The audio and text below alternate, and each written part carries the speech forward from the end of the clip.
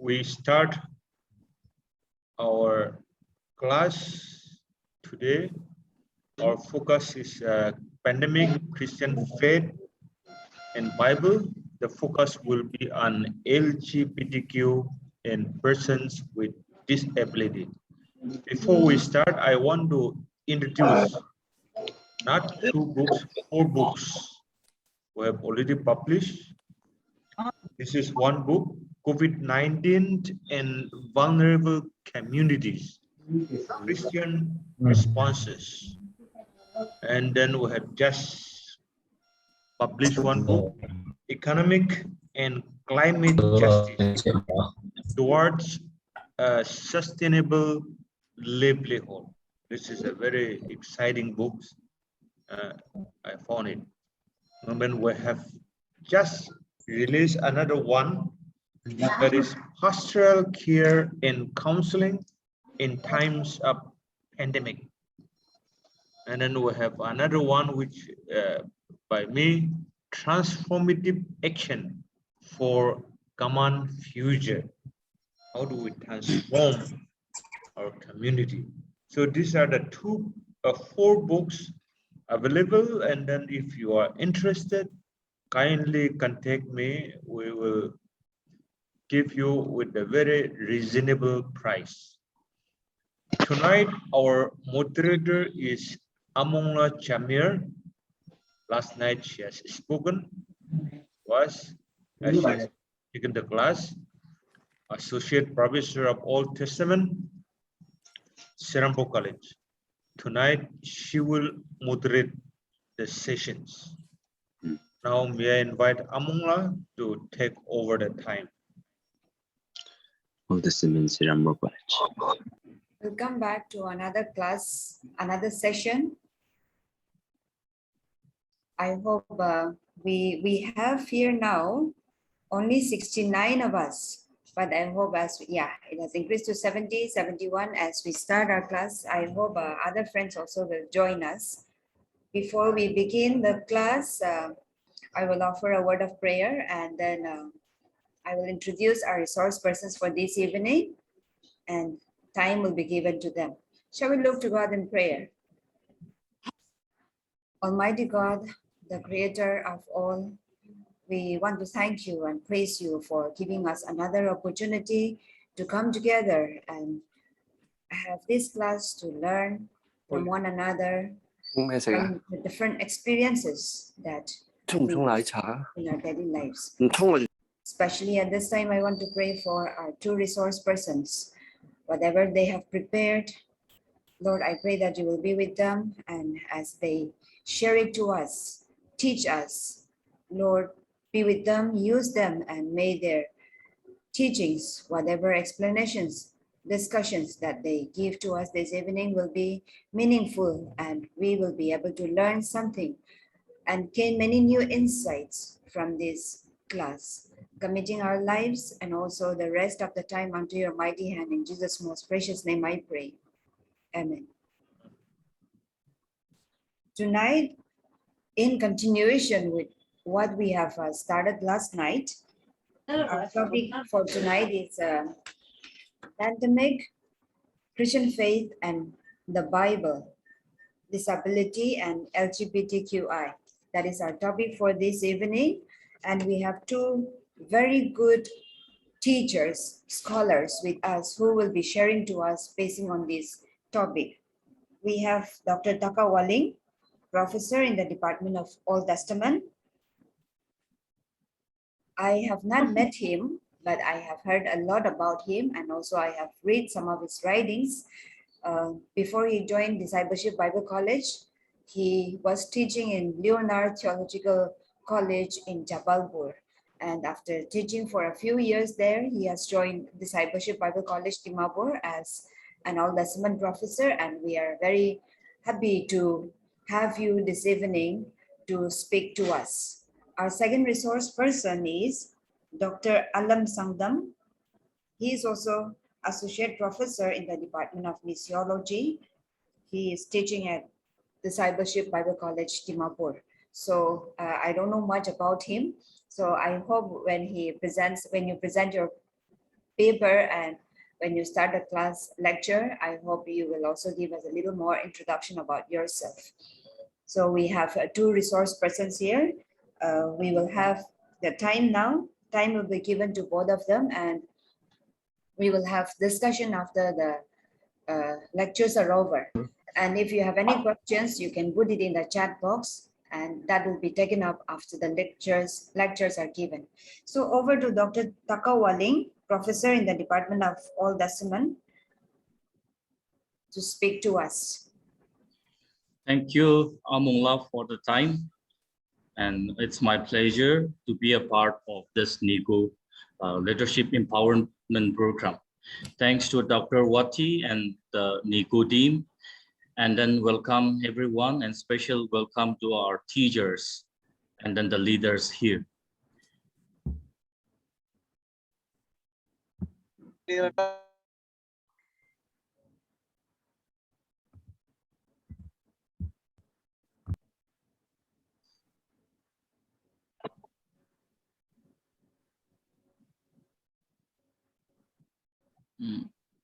One second.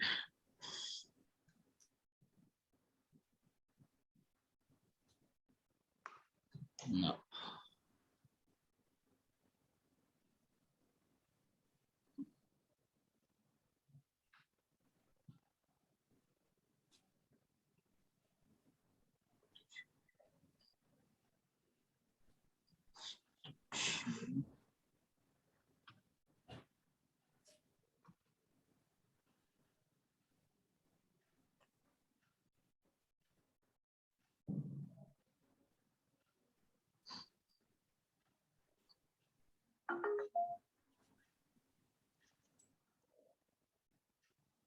Oh, can you see the screen now? No, No. it was coming, but you exceeded. You should have keep the file open and then straight away. Should I share? Okay, sir, you do that.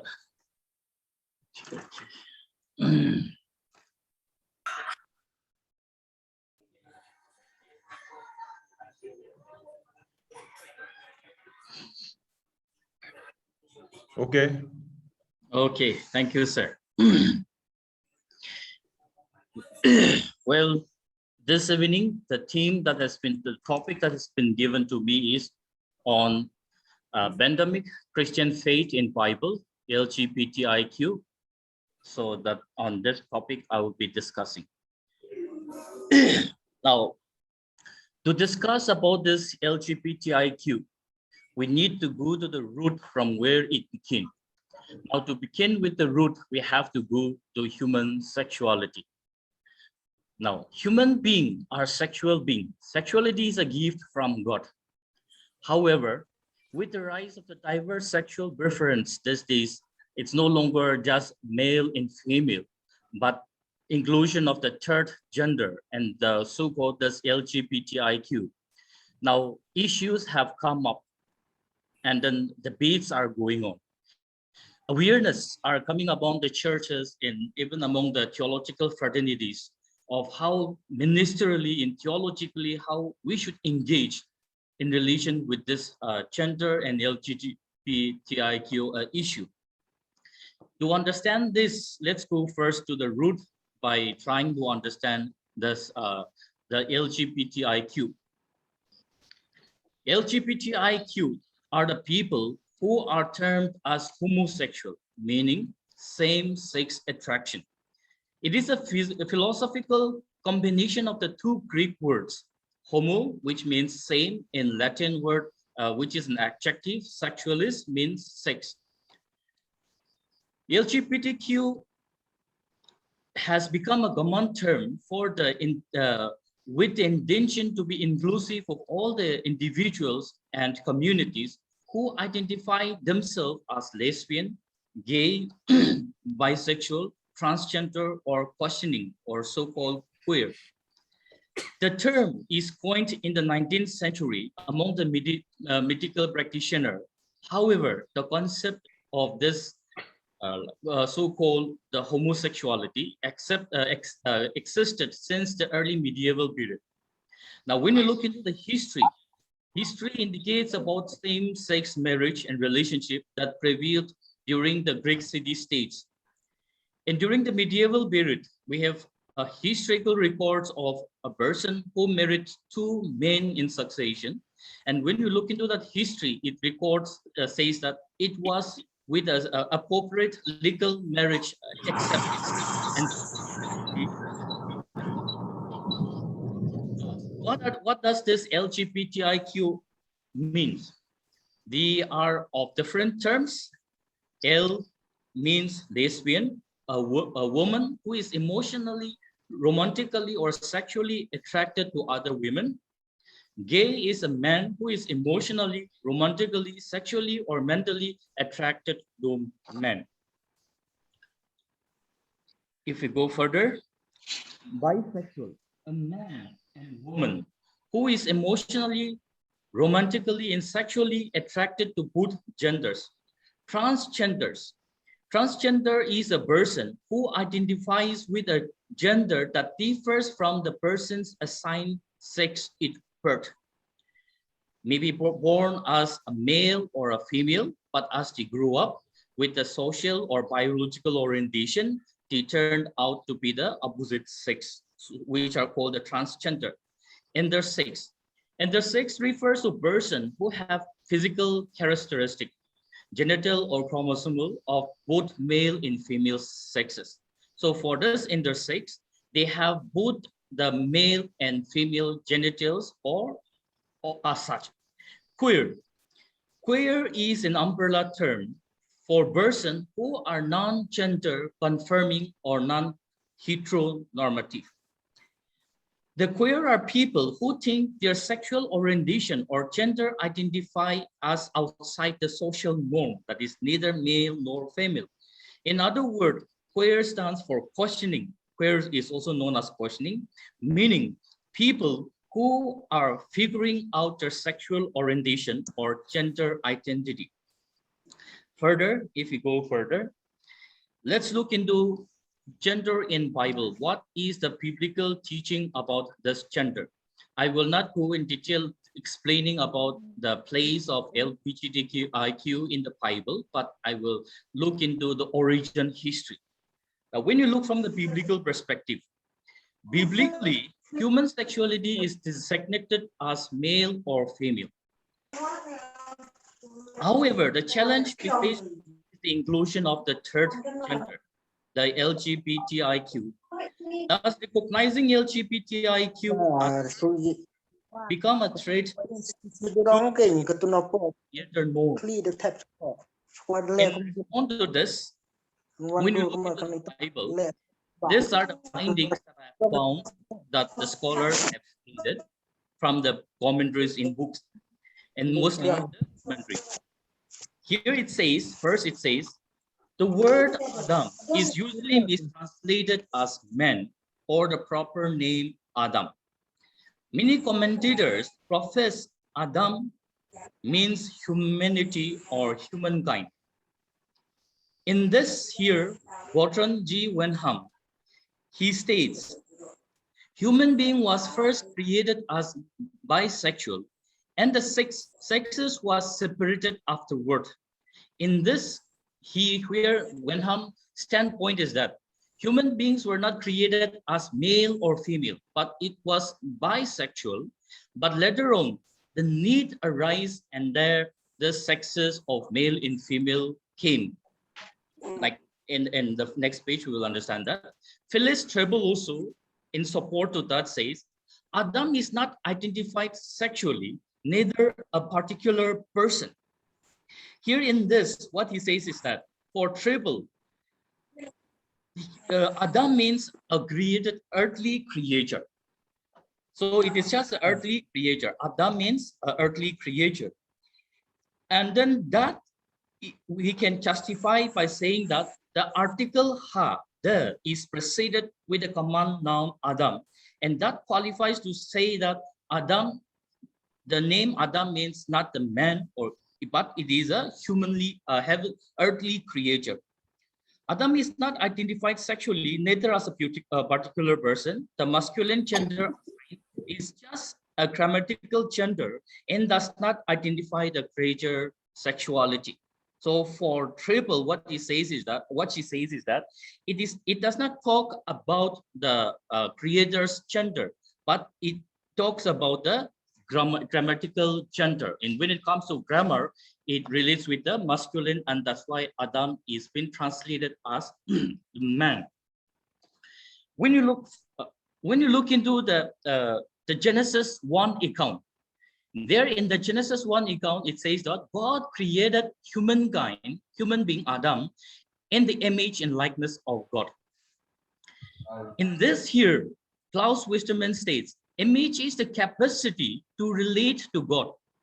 So it is just when we say that human beings were created in the image and likeness, that very concept of image and likeness is what relates human being in God. And therefore it talks about the unity, about the relationship.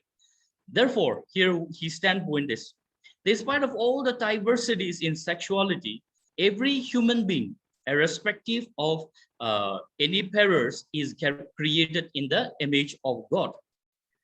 When you look into the Genesis, second Genesis creation account, there it talks about the freedom of will. Now, when you look into this freedom of will, Terence F. Fredholm, he says the standpoint of Terence E. Fredholm is that this concept of will, freedom to will, creates with Adam not finding a partner for himself. So God, in search of a partner, started to create the created beings, the animals, but those were not suitable for Adam. And so here, God created Eve. So when you talk about this male-female creation, here it says that it talks about the intimacy. It talks about companionship.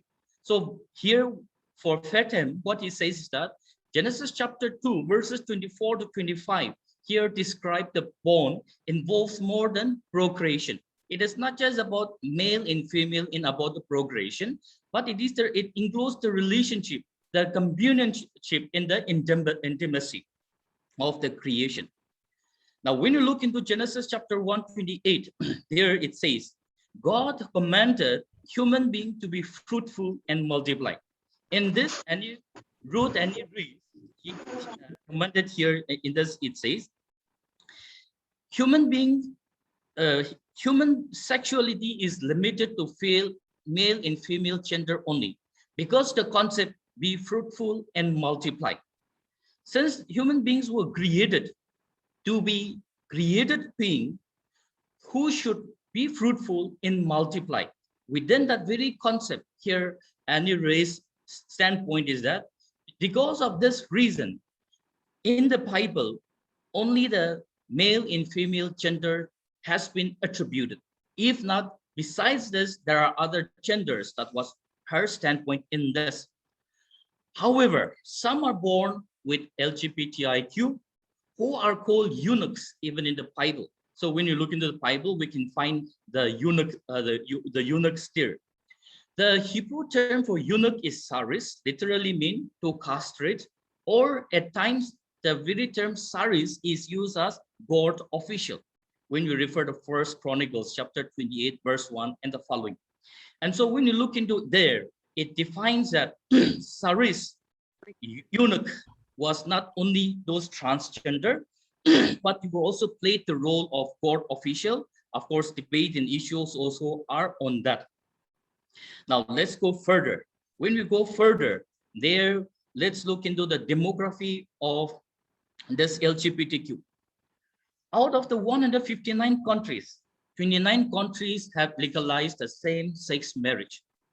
Approximately, there are 211.31 million people are gay or bisexual in the world, which is of a very late date data. As of now, it must be more. In India, approximately 25 lakh people are gay as of 2007 data. By now, we put the 2021, definitely the numbers must have gone more. In India, since 1980s, the issue of the LGBT is debated and talked much. So such were the debates, and that debate was on the Article 377 of the Indian Penal Code, which states, unnatural offenses, whoever has garnered intercourse against the order of nature with any man, woman, or animal, shall be punished with imprisonment of life or with imprisonment of either description for a term which may extend to 10 years or shall be liable to fine. Let's go further. On that quote, on the 2nd of July 2009, by Delhi High Court, they removed this section and legalized the same-sex marriage in India. Approximately 3 lakh couples are married in India by then. Again, on 11 December 2013, the Supreme Court overturned the judgment made by the Delhi High Court. Then it was again banned. Further, in 6th of September 2018, Supreme Court again legalized the same-sex marriage. Here, this court, the issue, the debate about whether to accept, whether not to accept, and what does this section 377 talks about. The last line, this code is enacted by the Britisher in 1860, which has been used over generation to harass, blackmail, extort, and arrest LGBTIQ people. So the standpoint is that this is a code that has been enacted by the Britisher, not of the Indian origin. So those are the debates that we have in here. Now coming to the biological and mental health regarding the LGBTIQ. Now, sexual orientation is rooted in biological factor and social components. Now here, our understanding is that some are this LGBTIQ, some are of biological orientation, some are of the social component. Now, when it comes to social component, it talks about the peer group pressure, the media, and that's how one got affected with it. But when it comes to biological, some are by birth, they are born with that. Or by birth, like they are not willing to associate with or being intimidated with the opposite sex. And then, like in the century as such today, when genders can be changed, the issue is that how to tackle this LGBTQ issue when it comes to the health, on the basis of health. Next here, LGBTQ as physically abnormality. A matter of sickness and disease require physical treatment. For many, it says that LGBTQI is a sickness, it's a disease. And then for some, it says that to be a LGBTIQ is lustful, it requires psychological treatment. However, in 1974, the American Psychiatrists Association officially deleted homosexuality from the list of mental illness, that it is no more a sickness or illness. Similarly, in 1992, World Health Organization also deleted homosexuality from mental sickness. In the US, a Royal College of Nursing publication, in their publication, it says, in the issue of the nursing series in October 1997, it says, there is no intrinsic relationship between sexual orientation and mental illness. It further states homosexuality is not a mental disorder, and there is no difference overall in the adjustment of people with same sex or opposite sex orientation. And then their standpoint is that it is not medically treatable. Let's go further. When you go further, the problems faced and challenges faced by the LGBTQIQ. When you look into this, LGBTQ IQ are marginalized in the society due to stereotype, belief in taboo. Now, here we live in the world of taboo. To be born different, not as male or a female, was considered taboo. And when a person was born differently, then the issue of that stereotype, people stereotyping them like they are different, they are unique, and that concept has been marginalizing in the society from the very inception. Now, when they are being when such experiences are being experienced by the people, and when it is taken as a taboo, now the family disown them. And it is not only the family, even in the society, they are disowned. They are marginalized in every corner of the life. They are being sent out of home. The society does not accept them. And when they mingle for the survival with the common people marginalize them. And so in every corner of the life, they experience the marginalization. They are deprived to access to certain public places like bars or bars or gatherings or public toilets or changing rooms. And so such marginalizations are being experienced by the LGBTIQ people. They face harassment. They are mocked and bullied in home, school, in public places. They are being harassed, they are being mocked, and then being bullied, not only at home, but after the home, when they go out, even in society, they experience that. And so that are the experiences they have. Now, after that, when they have that, now the next one is when they go to the church, even coming to the church, in the church, what they hear is the hate preaching. The hate preaching that LGBTIQ are sinners. They are infested by the evil spirit. And so when such preaching are being preached by the pulpit, by the pastors and the ministers, they are downtrodden. They are left aloft. There was a testimony of a boy who says that, like, I tried to leave aside with the same sex attraction, but I could not. And when I attended a church, the pastor preached that to be a LGBTIQ is sinner. It is investment of the evil spirit. And so I perceive that church is for the able person, is for the holy people. And so I stopped going to church. Now, when the person stopped going to church, how can we bring them to Christ? Those are the questions. They are hesitant to participate in the church in social catering as a result. Church leaders and deacons incompetent to handle and deal with such crisis. Now, many people are not aware. Many of us are not aware.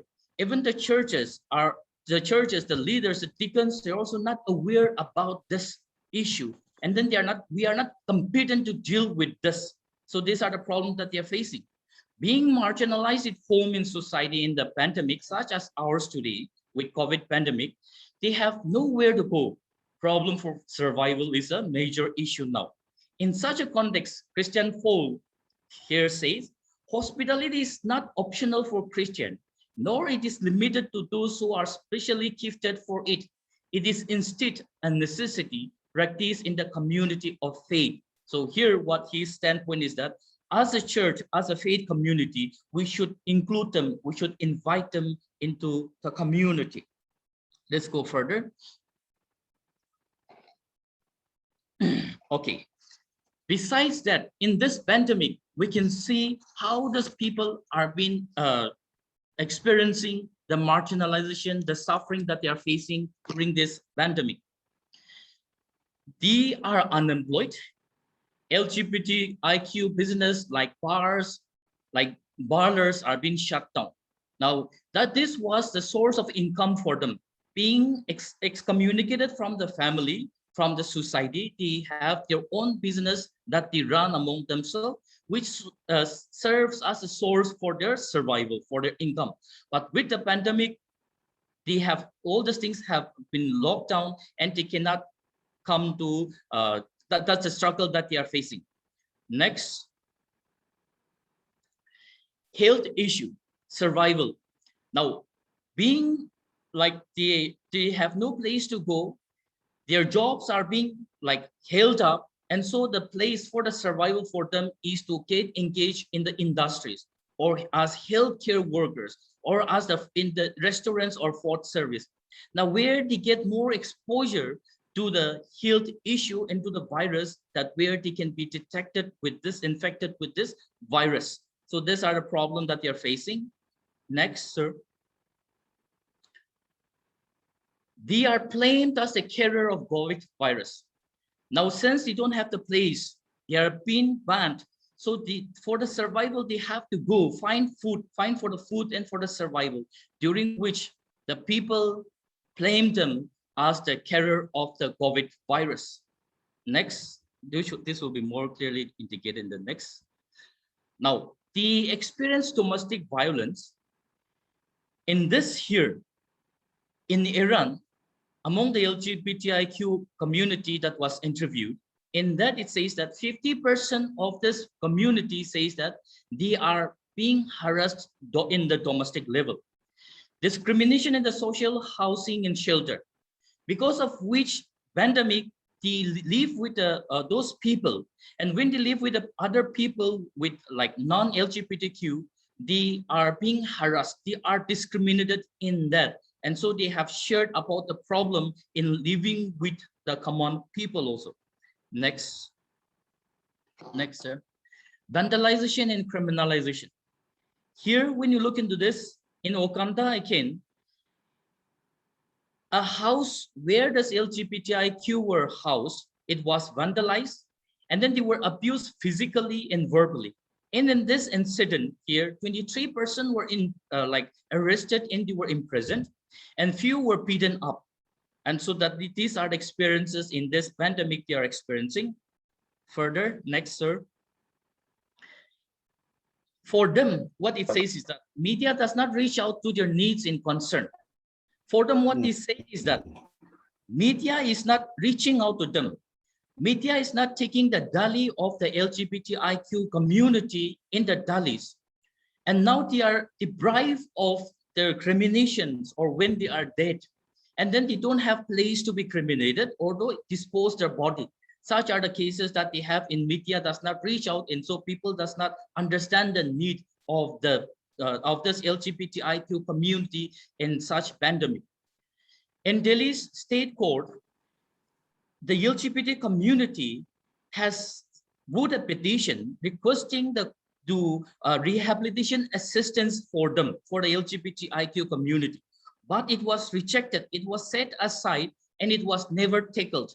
And so they are left with such rejection by the community, by the officials, and then they are facing such problems today. Okay, let's go further. Role of parents in church and ministry. We don't have sexual orientations at home or church, which is of need.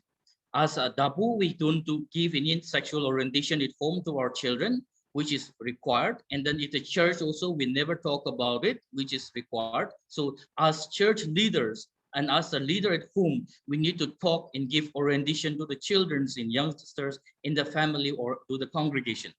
Pastoral care and counseling, family and social support should be given. When people are like recognized with such LGBTIQ characters, we should talk with them, let them feel free, let them open up so that when we talk to them, we will discover the root of their problem and then that can be rectified. Avoid judgmental attitude. Many a time we give judgmental attitude that you are like as said, like they are sinners invested by the evil spirit and as such. In a seminar when I was attending there at the former college, one gay person was interviewed and then he gave a report and then he shared his experience. In that, what he said was that what matter most is the feeling, and what matter most is the love and care. When you look into the Bible, Jesus talked about love as the main commandment among all the commandments. To care, to love, to nurture the people of an inclusive community has been what talked about. The care, the feeling was what was concerned about when creation happened, when Adam and Eve was created, like Eve was created out of the rib of Adam. That was the example that he had brought in there. Church will recognize the social, emotional, and spiritual need of the affected people. Today, it is quite obvious. We can see that these people are coming up, and when we can see these people, the church should recognize the emotional, social, spiritual need of these people, not excluding them, but including them, bring them to the church, to bring them to the fellowship of God. Space for repentance, renewal, and transformation should be given. Now, if we read Acts chapter 28, verses 28 to 38, there we'll find about the Queen of Ethiopia, a eunuch, whom the Spirit of the God spoke to Philip, and after that Philip went and he encountered with him, and after that Philip evangelized him, and then he was accepted in the family. Now, despite of rejecting or marginalizing such people even in our community, we should apply this method of accepting them into the community of the church. Next. Here, I want to talk about the ecclesial method for an inclusive community. Now, when we talk about ecclesial method for an inclusive community, the term ecclesia is derived from the two Greek words ek, from or out of, and galo, to call a community where equality is maintained. So ecclesia model is a community where all the people were called out and equality was maintained irrespective of gender, sexes, caste, in class. It is a member-oriented community irrespective of gender, as we see in Acts chapter 5, verse 14, and then cultural identity, either Jews or Gentile and as such. In that ecclesial model of community, it holds dignity of all the human beings as created in the image and likeness of God. The ecclesial community stands for inclusive community. Not to be served, but to serve is the model. The servanthood of model is what we find in this ecclesial community, which we find in Mark chapter 10, verse 45. Bible. Okay. Bible does not contain a person from being eunuch, LGBTIQ. When we read Isaiah chapter 56, verses 3 to 5, we will find there, in that here, even this LGBTQ, so to say, the eunuchs were not rejected. They were a part of that community, and so similar practices should be maintained. Restoring relationship, witness, fellowship, and salvation for all. In such an ecclesial model, we should think about the inclusive community where we should restore relationship, the broken relationship. We should witness God, we should witness the fellowshipping, and then with the intention that salvation is not only for those holy, salvation is not only for the able people, but salvation is for all. Okay, let's go further. This ecclesial community stands for justice and freedom. Only in solidarity with the people, the marginalized, or so the say LGBTIQ, we can witness the liberating power of the God. Church as a healing community need to travel with the marginalized, the LGBTIQ community. Hebrews chapter 13 verse 2 says, do not forget to show hospitality to strangers. And who are the strangers today? The strangers today is this LGBTIQ community.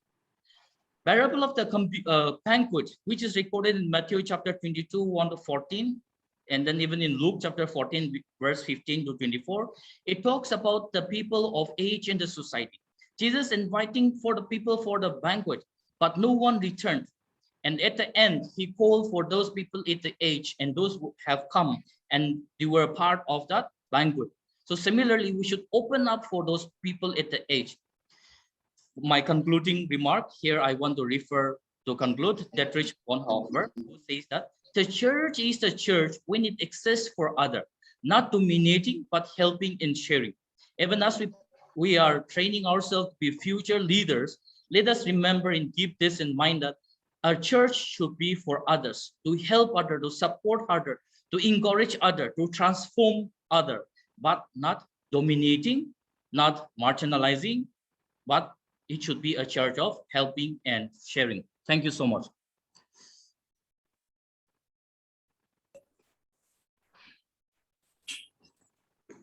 Thank you, Dr. Taka, for the very insightful explanations, lectures that you have given to us. Questions are coming in the chat box, but we will keep that for some time.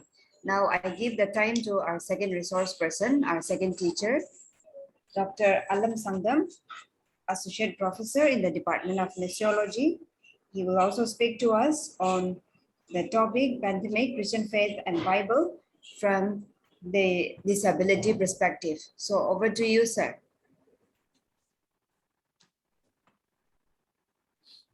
Thank you, Amongla, Associate Professor Serampore, and thank you, Dr. Wati Lokjar, for giving me this platform to share.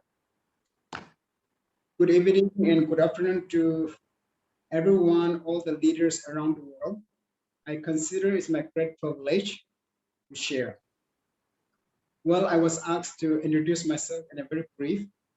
So let me introduce you in a very brief. Well, prior to the TPC, I served as a principal at Oriental Theological College, which is run and owned by the Sangtam Association at Dundee. And I served there for quite some time. And after which I went for my higher study. I did my PhD in Missiology at Global Institute of Theology under the Yonsei University at South Korea. Just 2019, I completed my course and I came back, and it's my second year teaching at Discipleship Bible College, and I'm honored and privileged to be there. Well, this afternoon, my topic is person with disabilities. So it is estimated that 10% of the world population, approximately 600, oh, by the way,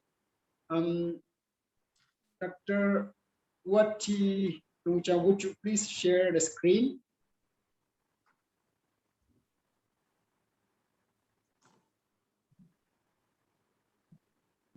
Dr. Wati?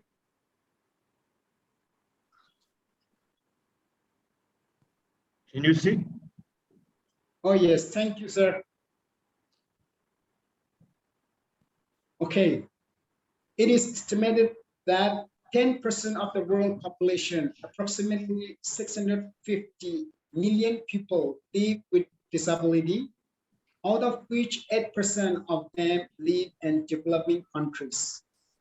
The needs and rights of persons with disabilities have been high on the United Nations agenda for at least 3 decades. The United Nations Convention on the Rights of Persons with Disabilities was adopted in 2006 and entered into effect on May 3, 2008. At present, a paradigm shift in the field of disabilities rights and provides a framework for promoting the inclusion and full participation of persons with disabilities in their community, which is resolved by the United Nations in 2015. With regard to this, it is very important that as a part of the missional call of the church should seriously consider issues related to the rights of a person with disability and their inclusion and full participation in the churches, not only in a time of pandemic, but it should be the part of the church. The idea of human rights is the claim that all people have the same rights to be treated as persons, irrespective of their religion, gender, political persuasion, or social or economic status. In fact, the quest for human equality is the creation of humankind in the image of God. Furthermore, the equality and the sanctity of life of all human beings derive from the belief that human beings are created in the image of God, have a strong implication for human rights. However, the persons with disabilities are more likely to be victims of violence or rape and less likely to obtain police intervention, legal protection, or preventive care. People with disabilities have been subjected to prejudice, discrimination, and segregation. Now, the Proverbs chapter 31, verse 8 says that, speak up for those who cannot speak for themselves, for the rights of all who are destitute. The implication of Proverbs chapter 31, verse 8 is that the church has a missional call to serve as a prophetic voice for the marginalized in society. Persons with disabilities form a part of the marginalized in our society. It is therefore, it is imperative that their rights be respected, promoted, and preserved. This is what the World Council of Churches in 2013, Clause 53, they calls mission from the margins. Therefore, this class will discuss who are disabled, cause of the disability, the importance of COVID-19 on the people with disability, and the missional role of the church during the time of pandemic. Now let's go to the who are the disabled. The Cambridge International Dictionary of English defines disability as the state of lacking some physical ability or any restriction resulting from the impairment that prevent someone from performing an activities in a manner or within the range considered normal for a human being. Now, the World Health Organization in 2001 also defines that, states that disability is the consequences of impairment in the functional performance and activity of a person. It is a physical or mental impairment that has a substantial and long-term adverse effect on the ability to carry out normal day-to-day activities. Now, the causes of disability.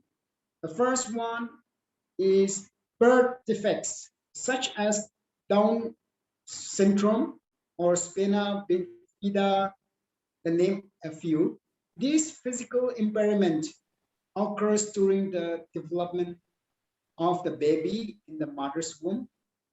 Birth injuries occurs due to the poor care during pregnancy or delivery procedures. Heredity and other factors involving our family's medical history. This can result in the blindness, defect, deafness, or other physical impairments. Diseases such as river blindness, tuberculosis, measles, malaria, or leprosy result in serious visual and physical disabilities. Polio is perhaps the most prevalent handicapping condition in the world. Next, accidents can cause a person to become blind, deaf, or paralyzed, often leaving the individual in chronic pain. Aging is becoming a more prevalent reason for disabilities, as life anticipated has increased due to the medical care, lifestyles, and prevention. Many Western countries are experiencing larger elderly population with disabilities due to aging. Next slide, please. Yes, the impact of COVID-19 person with disabilities. Despite the ratification of the United Nations Convention on the Rights of Persons with Disabilities, disabled people still face significant discrimination, stigma, and poverty globally. Now, under this, let's discuss some points. Communication, accessible, information, access to helpline. There is a great lack of accessible information around COVID-19. Most people have not been able to access helplines. Moreover, there is no dedicated helpline for persons with disabilities, which make it harder for them, especially people who are deaf, difficult to hear. Access to essentials, example, food, clothing, and shelter. Access to food and groceries have become particularly difficult for persons with disabilities. The multiple problems is when communication barriers make a difficult situation. National Center for Promotion of Employment for Disabled People survey revealed that 67% of persons with disabilities interviewed have no access to doorstep delivery of essentials by the government or even by the NGOs. Only 22% have the access to delivery of essentials during this time of pandemic. Access to healthcare, medical aid. Healthcare workers are not equipped to deal with disabled people. Persons with disabilities with such condition as diabetes are facing problems getting their tests done during this time as no pathology labs are open and home collection of blood samples has stopped due to the lockdown. Persons with severe disabilities who needs diapers, catheters, urine bags, disposable sheets, bandage, cotton, antibiotic medicines, and so on are unable to procure. This either due to the lack of fund, unavailability of this item, or inability to physically get them oneself or through the help of the others. Access to caregiver, assistive devices, and support group. The total lockdown means that caregivers were overnight not able to be with the persons with disabilities who depend on them. Even in the cases where the caregivers was willing to attend to this, despite their own risks of getting infected, the lack of transportation options made it impossible due to lockdown. Financial challenges. And many states in India, pensions to people with disabilities have not been released and delayed for so many months. During this pandemic, many disabled people cannot go for baking because many of them are baking on the footpath. There was no free ration for them and no financial assistance from the government, although they are in financial distress. Discrimination, violence, and abuse. Instances of abuse and attacks on persons with disabilities tend to go up in times of great stress, as they are often not in the position to adequately defend themselves. Abandonment of family members with disabilities is also a crucial challenge. Psychological issues, such as the current COVID-19 pandemic, fundamentally disrupt human existence and affect persons with disabilities disappropriately. Persons with pre-existent mental health problems and psychological disabilities are particularly disadvantaged during the lockdown. For persons with mental illness or epilepsy, reduced access to medication can lead to relapses of symptoms, as can the multiple stress. Issues related to women with disabilities. Women with disabilities face the added burdens of intersectional discrimination. They face layers of prejudice that stem from gender, poverty, lack of education, and social prejudice. Often denied sexual and reproductive rights, they are at greater risk of sexual assault and violence. In fact, incidents of domestic violence appear to be rising in the country, particularly in India, during the time of this pandemic lockdown. stigma and inequality. Next slide, please. Yeah, this is what we can find how they struggle and people reject them. Next slide. Stigma and inequality.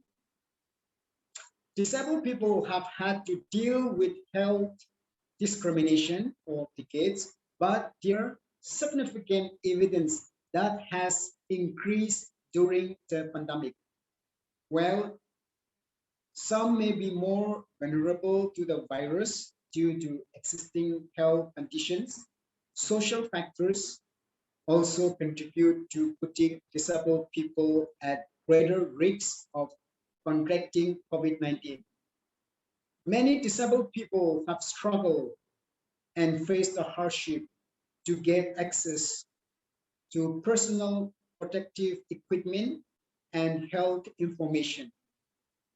With only 5% of countries around the world having fully accessible health authority, meanwhile, 36% of low and middle income countries don't have sign language interpreters at healthcare center. Yes.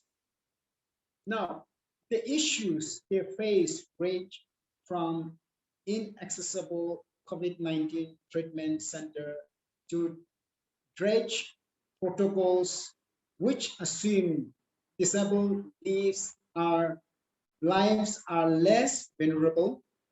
Many disabilities, specifically health services, also closed down during lockdown after being considered non-essential. The impact of pandemic goes beyond the virus. However, for many who live in poverty, hunger is a bigger and more immediate threat than the risk of catching COVID-19. Disabled people are more likely to be unemployed or in formal work, and therefore more likely to lose their income during COVID-19 restrictions lead to neglect and death on family and friends for care. In China, a teenager died at home after his family members were forcefully quarantined and no alternative care was provided. Incidents of stigma and violence also rose during the pandemic, with disabled people being blamed for the virus. In Uganda, police shot a deaf man in the leg for not following verbal commands. Relief measures in most countries were usually short-term and often not targeted at disabled people, sometimes specifically excluding those receiving disabilities benefits from additional COVID-19 support. The COVID-19 pandemic is one of the biggest social and economic crises of our generation, which has systematically exposed and worsened the inclusion of marginalized communities.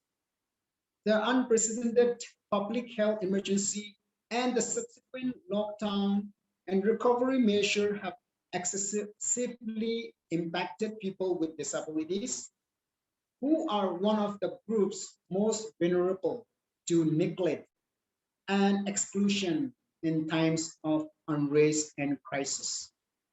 People with disabilities are more likely to experience higher unmet health needs due to factors such as inaccessibility facilities, financial barriers, lack of accessible transport, and previous negative experiences with the healthcare system.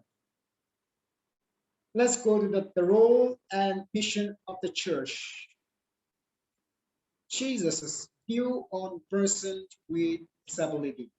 Jesus aware that this person with disabilities would be overlooked, made people with disabilities a target group of the Great Commission. Luke chapter 14, verses 12 to 24 is a little bit long, but let me read.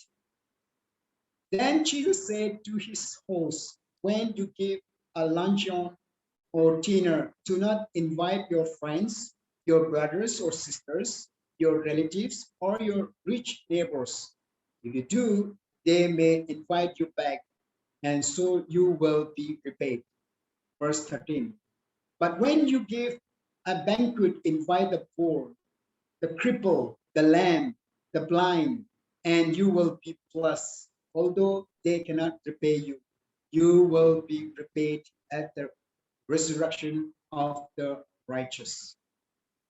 Therefore, the mission of the church is not only to preach the gospel, but also to be concerned for the welfare of the people within and outside the church. The church has the opportunity to lead the way in spiritual and social transformation by serving and becoming a loving, healing community to these people. The church can begin by being that inclusive community where people experience the healing power of love and are empowered to contribute to society.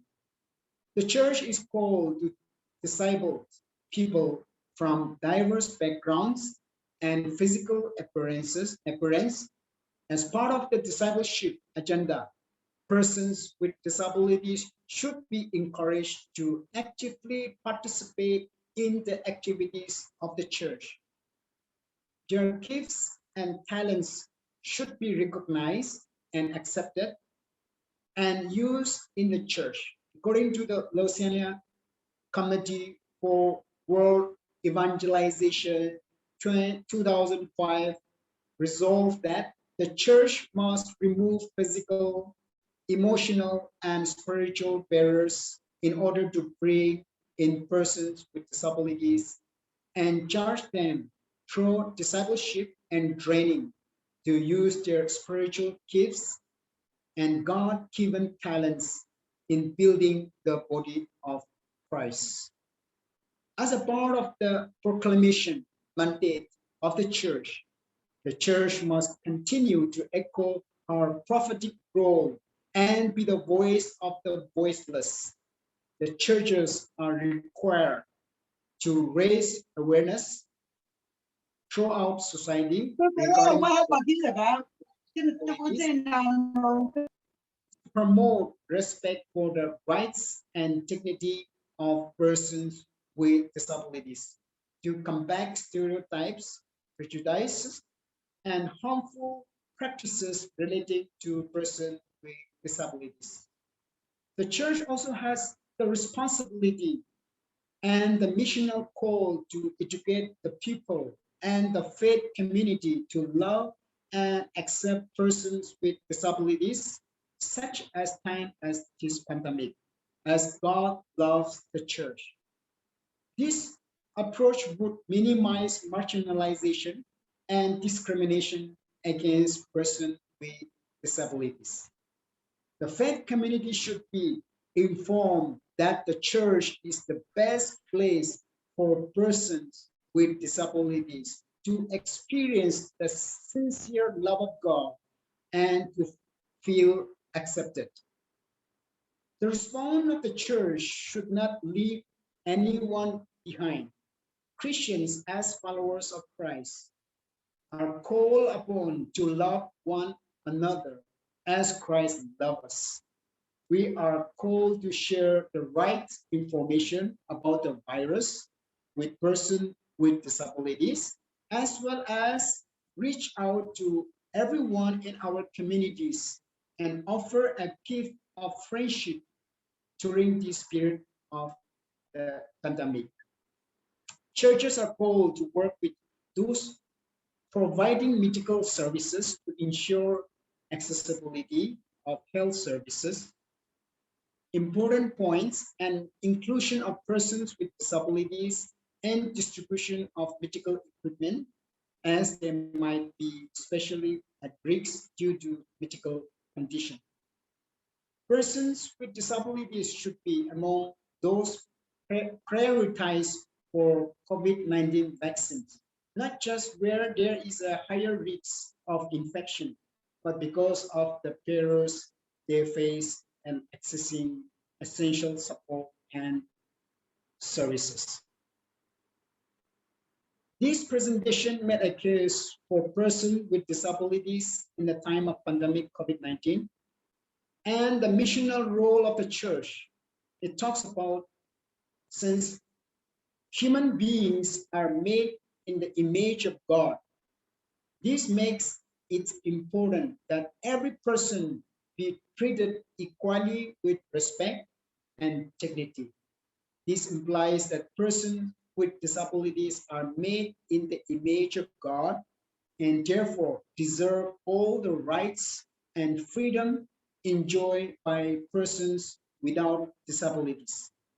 Using Proverbs chapter 31 verse 8 as the starting point in this presentation, which I made, it was argued that the church has a missional call to serve as a prophetic voice to marginalized society, either or not, due to the fact that persons with disabilities form part of the marginalized in society. It is thus imperative that their rights be respected, promoted, and preserved. The World Council of Churches called this mission to the margins. The study finally discusses that the church also has a missional call to address the spiritual, physical, and emotional needs of persons with disabilities. The ultimate call of mission is to present love, equality, diversity, mercy, compassion, justice, and so on throughout God's creation. Furthermore, the appropriate response to disability is not only medical treatment or rehabilitation during the time of pandemic, but also social changes and radical political action for justice, inclusion, and full citizenship for people with disabilities. Thank you. That's all.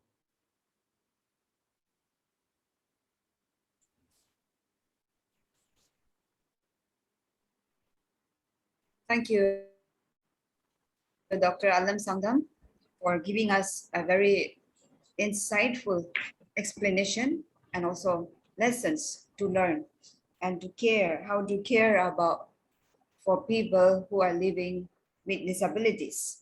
Now we will move on to the discussion. In the chat box, we have quite a few questions there, especially for Dr. Teka.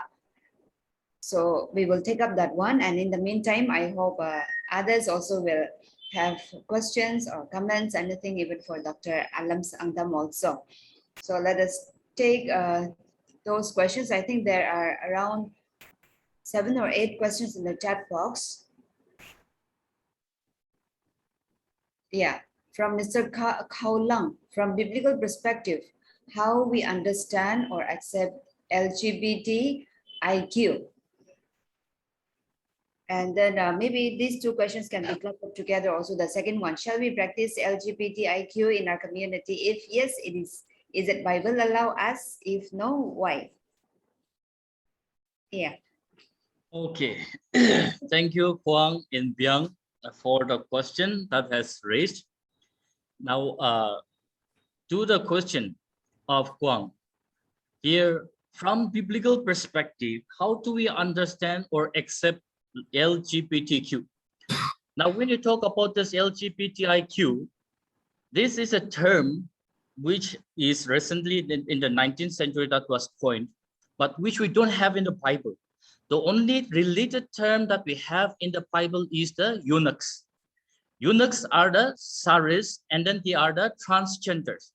And when, like in the paper as I have read, like the saris are the terms that are related to those who are eunuchs, They were not just simply eunuchs, but they are at times referred to as court officials. And eunuchs used to be the court officials in the history also, not only in the biblical Jewish history, but when you look into the other ancient West Asian countries, we can find those eunuchs playing the role of court official. Now, in relation with that, as we have read 1 Corinthians chapter 28, verse 1, and then the Acts chapter 8, verses 26 to 38, Isaiah chapter 56, verses 3 to 5, and that Matthew chapter 22, 1 to 14, Luke chapter 14, 15 to 24, if we read those verses, from there it clearly states that the eunuchs were not excommunicated from the community. Why they were not excommunicated? Especially when we read Isaiah chapter 56, there it says, if we go on further reading, if you can have a Bible, if you read there, in that here in verse 4, it says, let the eunuch don't, the eunuch should not say that I am a dry tree or plant. But what matter is who worship me, who worship Sabbath, who worship the law. And if you worship that, you are accepted in my community. So that is the guideline that was given. Now, when you look into the Acts chapter 8 also, let me repeat once again. In that, there Philip was asked by the Spirit of God to go and meet that a person. And when he went there, he met an Ethiopian eunuch. And when that Ethiopian eunuch was there, Ethiopian eunuch was a court official. And according to the story Bible, it says that that eunuch, he came to Jerusalem to worship God. So he was there on his way to Jerusalem to worship God. So the Spirit of God asked Philip to go and meet him. So he went and met him, and then maybe it is not recorded in the Bible, but definitely that eunuch was want to be a part of the fellowshipping with God, fellowshipping with the community of Christ, the follower of Christ. And so in that way, from there, we can find that they were not rejected. They were accepted in the fellowship of God. Now here, the next question, when we come to Byung, shall we practice LGBTIQ in our community? If yes, is it Bible allow us? If no, why? Now, in this, I should say, we don't have the authority to say that we should practice or we should not practice. But for me, my concern is in the history and the demography that I've explained also. In there, we have learned that it is there since time immemorial. From the very beginning, it was there. So thus transgender, homosexuality was part and parcel of the human's life, human society. And then this has been tackling, this has been an issue that has been debated, discussed. Now to be like, shall we practice them? As a church, as a leader, we cannot give them the authority to practice for the people, to lead them practice or not to practice. But what I'm concerned here is that it persisted, it is present in our community, it is present in our world. Now, because of the taboo, which are not opening up, many people, many LGBTIQ community, they are living with shame, living behind the veil. They are not opening up, they are struggling. And then some are like these days, some are opening up. Now, it is not that we should ask them to do it, practice it, but the thing is, our concern is how we as a community, as the leader, as the facilitator of our congregation, how can we facilitate them? How can we reach out to them? If there are ways and means, how can we help them come out from that? So that is our concern. So here it does not, I also don't talk about it, and does not talk about, Bible also does not talk about that we should practice homosexuality or LGBTIQ, but the concern is it is there, but our concern is we have to, when it is already existed there, we have to take care of that. I guess the further question will say about it. Now, in relation with that, again, if we go further, Siang Myat, some say that they are born LGBTIQ, and some say they are made LGBTIQ. What do you say about it? Now, for me, if you ask me my view about it, that whether it is social oriented or it is informed, as any scholars, researchers, the finding says some are informed by nature, by blood, they are born like that. Now, for example, in the Bible, eunuch, the story of the eunuchs are there. Even when we come to out of this context, for like in India, we call it hijras. There are hijras, and then like there existed. There are people who are with intersex, and then who have this dysfunctional sexual genital dysfunctional peoples are also there. So when these people they exist in the community, here it shows that these are very much biological. Secondly, my standpoint about this orientation about social is that it is true. It is truly a social orientation also, because today we get exposed to media in the different sites. Youngsters go in and they look into that. There are testimonies about how they are attracted into pornography, and definitely those through those social media or friends like peer group pressure, they are involved, they are pulled into it. So it is 50-50 basis. Okay, sorry, Amu, I'm just going ahead with the question, one after another. Yeah, you can just go ahead, no problem. Okay, the next we have here from Lalpi. No, again, if the Bible does not contain LGBTIQ, can we allow homosexuality in the church? I think similar question is also asked here by Muasashi here.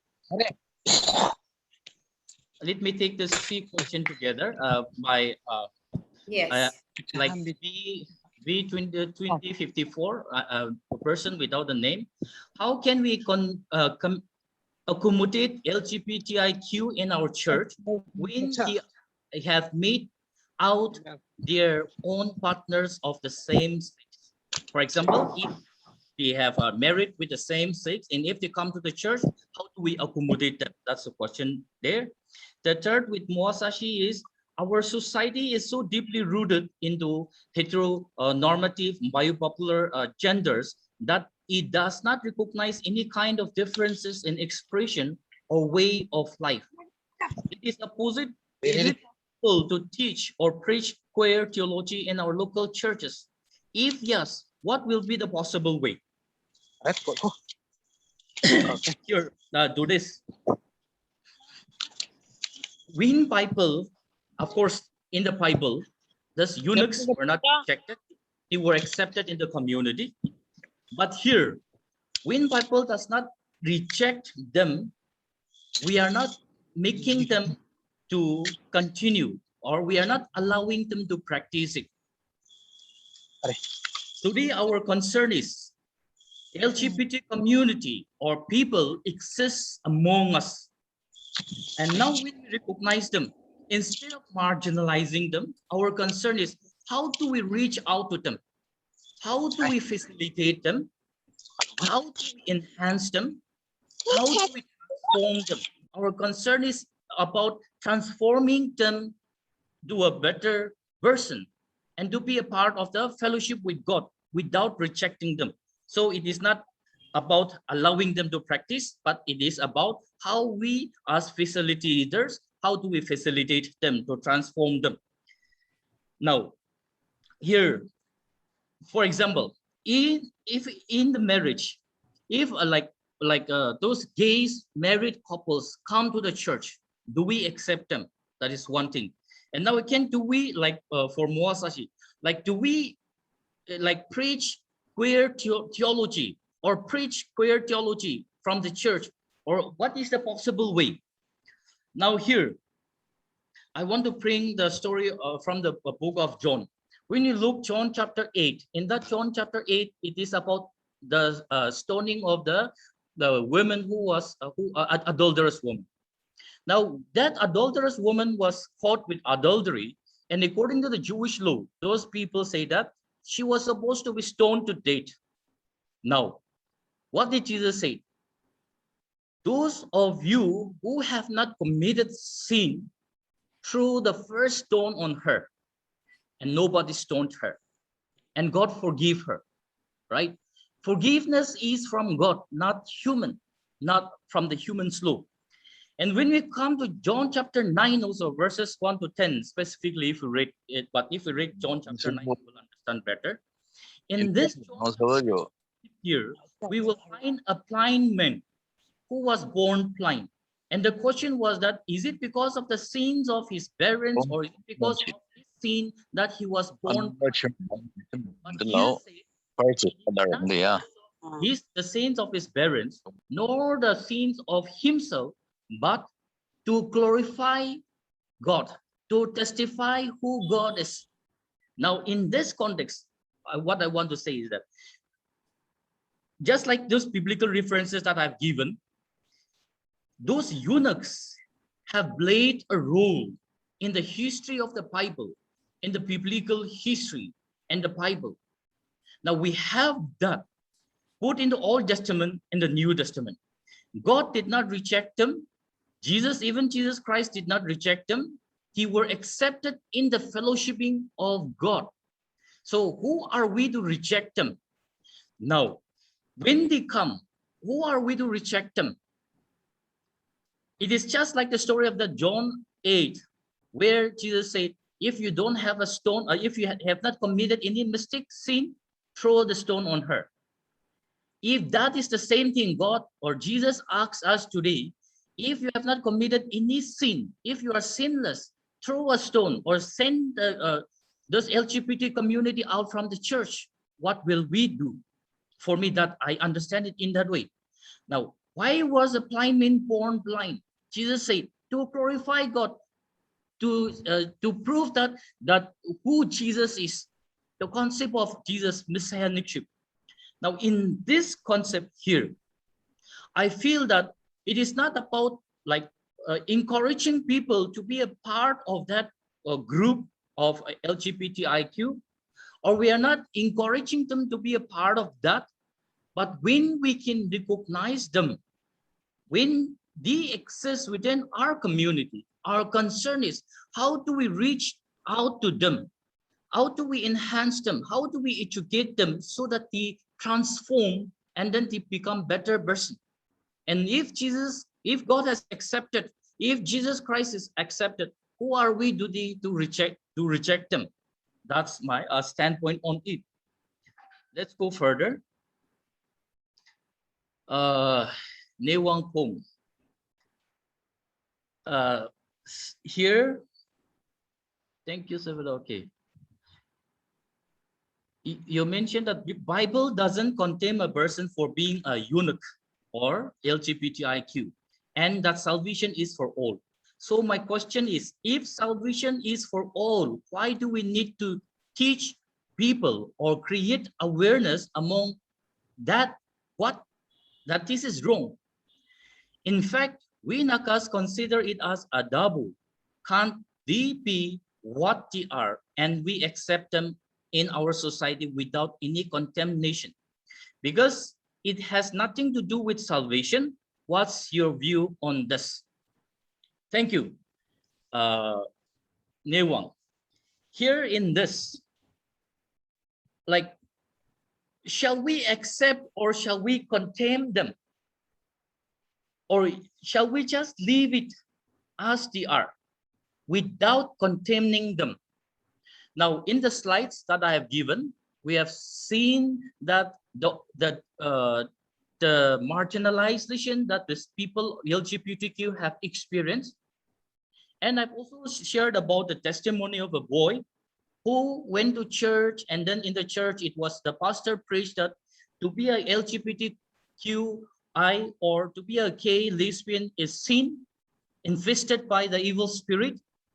And so that boy, his conclusion was that he thought that the church is only for the able people, those who are able.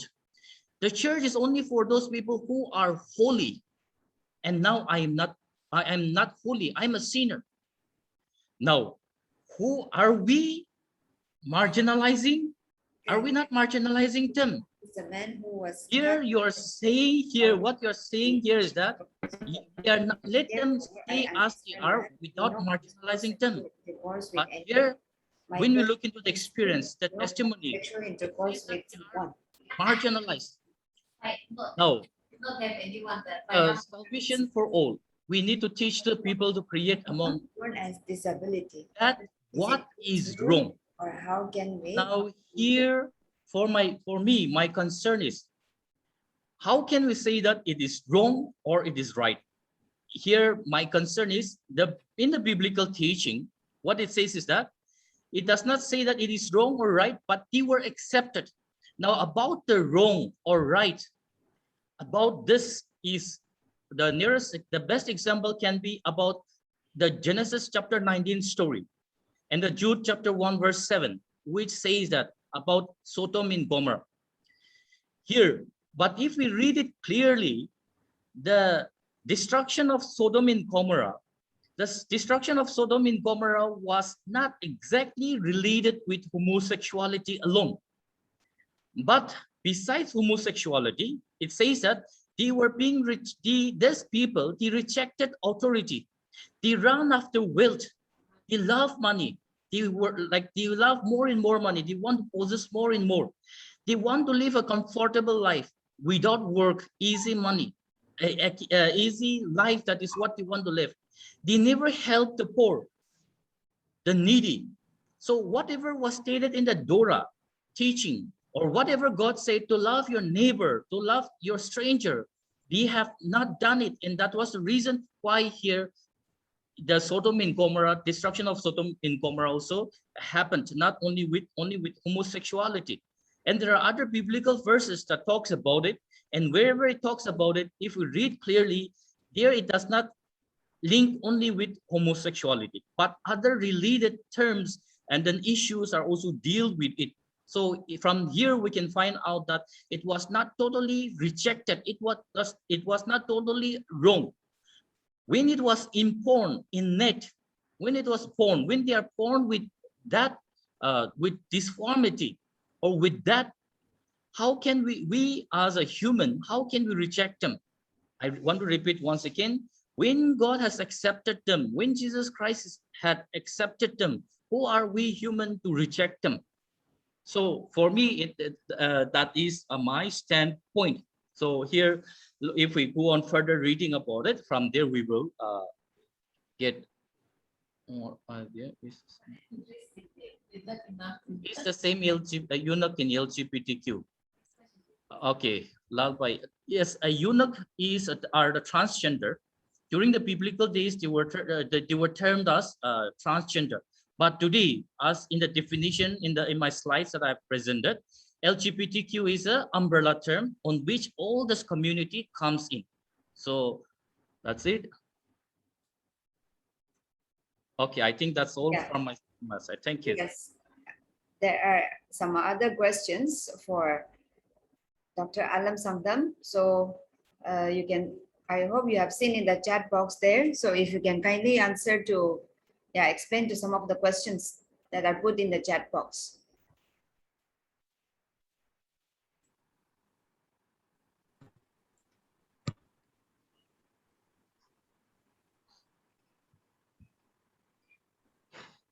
I'm trying to opening that box. Wait, just. Yeah, there is a question. If a person wants to be baptized, but is unable to be immersed into water due to their disability, what should be done? Well, if the person is unable to do a baptism, immersed baptism, then I don't mind doing a sprinkle baptism. So this, in a very simple sense, I've never served as a pastor. I've never experienced that one. But to my understanding, I think if the person is unable for the immersion baptism, because we Baptists, we hold the immersion baptism. But if the person is unable to do that, then because of the physical disability, I don't mind of going immersion baptism. Now, Yeah, the next question is, I think that is for both of you. So there are one more question. How can we share gospel to mentally disabled people? okay, mentally disabled people.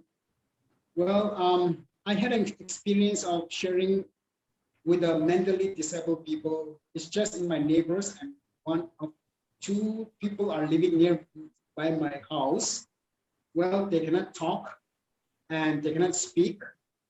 So they are mentally disabled, but at least they can see, and I feel that they can also feel inside. So what I did is I show a love, express a love to that particular person. And whenever he comes to my house, I usually lay my hands and I pray for him. And I show my love and concern. And sometimes I really hug him. And when I hug and show a love to the person, he smiles at me. And because of which the person usually comes to my house. So I believe that gospel, sharing the gospel, many times we think that opening the word of God and telling about the love of God, that's what we think. But many very powerful message and instrument is to share our love, show concern, hugging the person, and then share. That's very important. That's what and that's really disorder people, those who are living near to my house, there's 2%, 2 people. Now, again, another question. Again, about the Genesis chapter 1, verse 27, God created human in his own image and likeness. Should we understand them literally? And if we understand them literally, then God is also disabled. Well, many times when you talk about the image of God, God has created us, we think of outward appearance. If one person is looking very handsome and beautiful, then we consider him that he is somebody special. And when we look all the healthy and beautiful, handsome people, then the image of God is that is outward appearance. But when we think of the God's creation, the image, it may not be the outward appearance too, but also our inner being is very important. So every person is a unique. So either he is a disabled people, so the image of God is distorted, not in that way, or a person is a disabled, so the God is also disabled. No, it is just a person, it's the outward appearance. We judge the person, we took it in outwardly, but it should be the inner being that is very important. There are 2 more questions just above that. Disabled, is it a curse or blessing? And can we consider the disability person as a gift from God? Because many a times we heard people saying that it's a curse. At the same time, people say it's a blessing. So my question is, what will be your response to that? These are the 2 questions that is put just above that. Well, disabled people, when we look in the Bible, sometimes disabled people sounds like it's a curse. That's what, even in the Bible, we can find that disabled people are also a kind of curse, or even the demon possess. But at the same time, God is also concerned. And Leviticus chapter 19 and 21 is also tempted to ask the following question. Good, the God who said, you shall not curse the deaf or put a stumbling block before the blind, but you shall fear your God, I am the Lord. So we shall not put them as a curse also. Maybe some even gospel we can find that God healed the disabled people, dumb and deaf, in order to glorify him. So in some cases, disabled people were considered as a curse, demon possessed. So in that cases, yes, some people to glorify God, but we cannot consider all the disabled people are also a curse.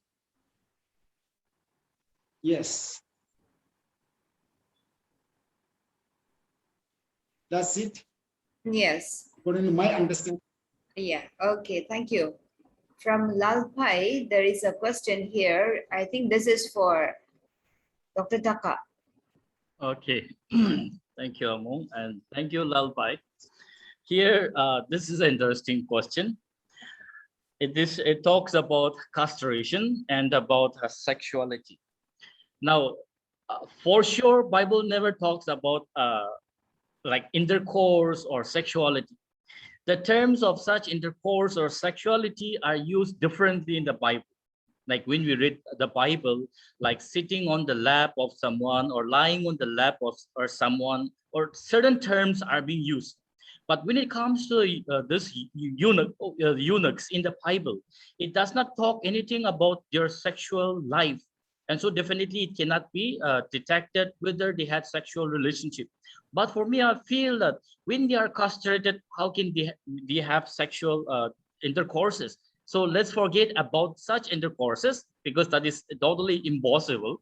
But the only thing is that there existed. Okay, thank you. Okay. Yeah. Thank you so much. Thank you. Are there any more questions? Even though it is not there in the chat box, maybe if there is anyone who would like to ask anything, we can give to one or two persons. There are still some questions, yeah?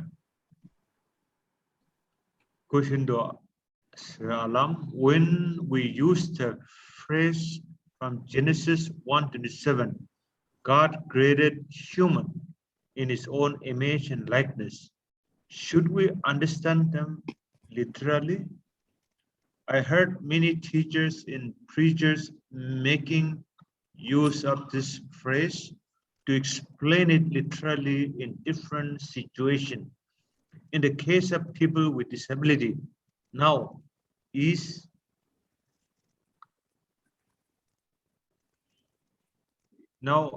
term as differently able people. Is it wise for us to use this phrase literally? In that case, God becomes disabled when God is perfect and all able. Or are we misinterpreting the phrase? Or is there any other way to interpret it?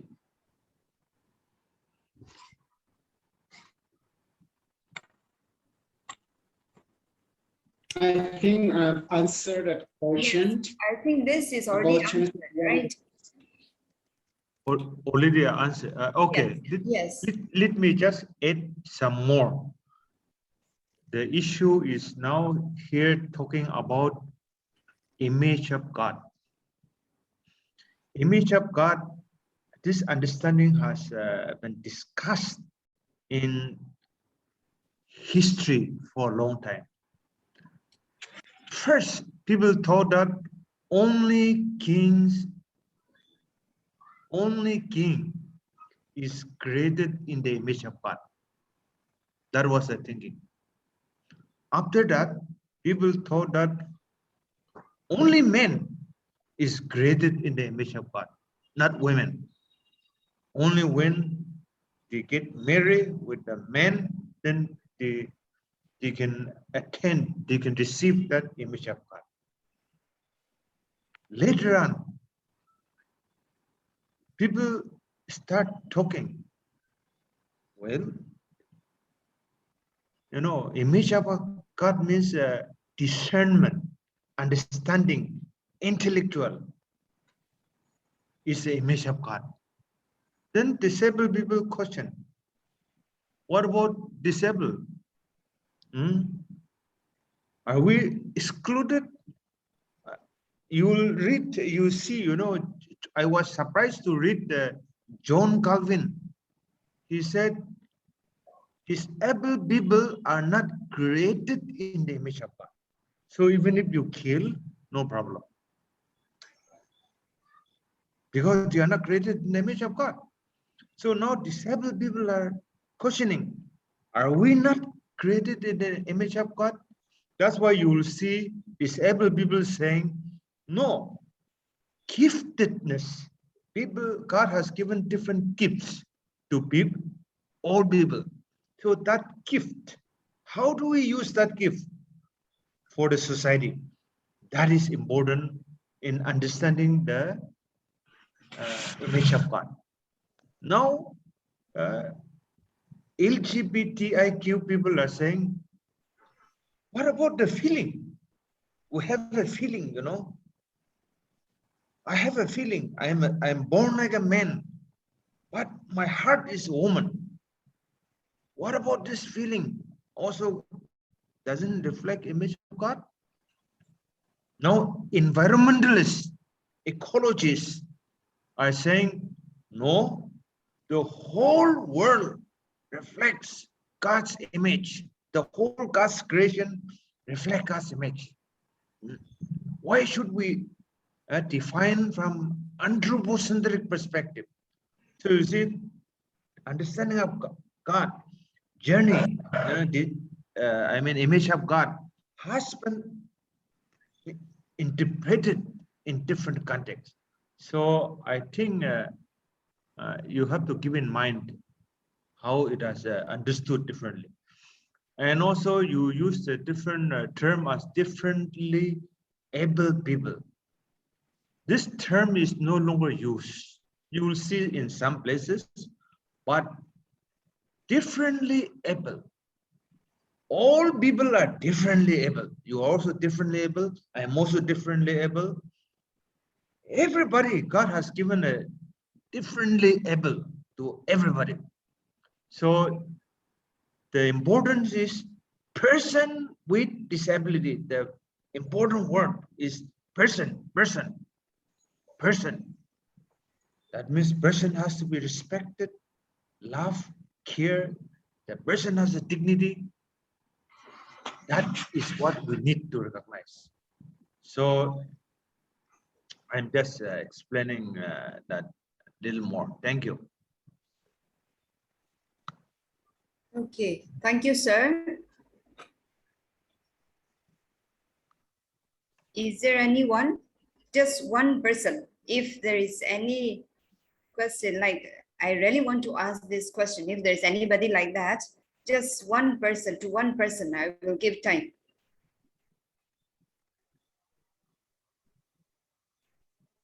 Okay, I think there is no one.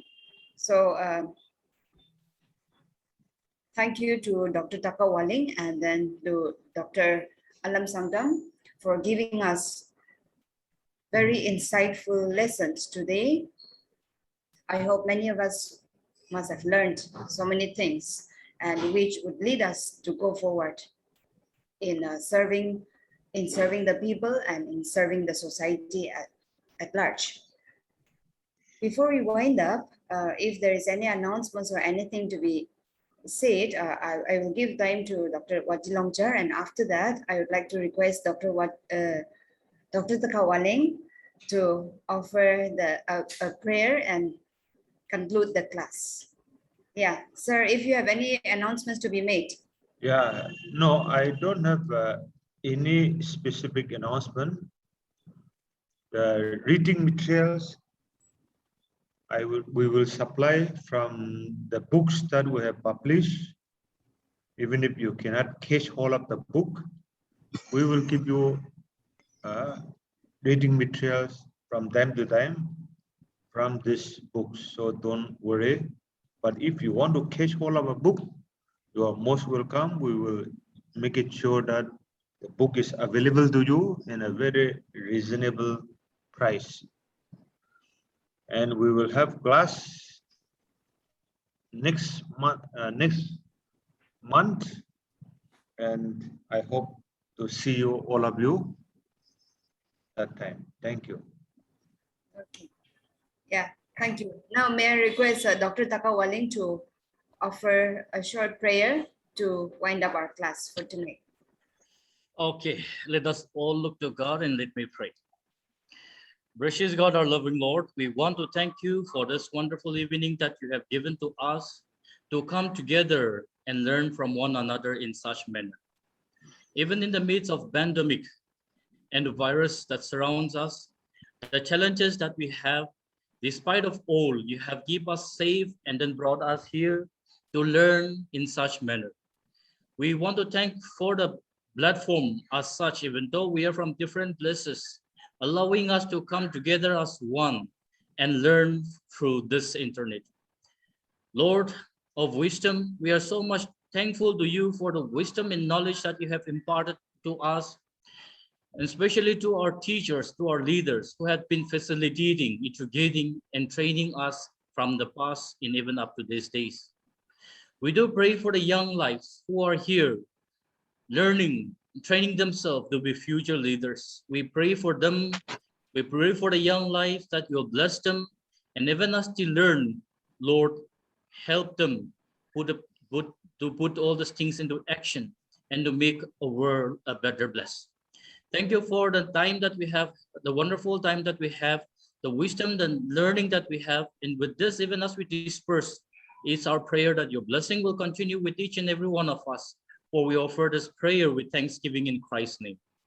Amen. Thank you. Thank you, everyone.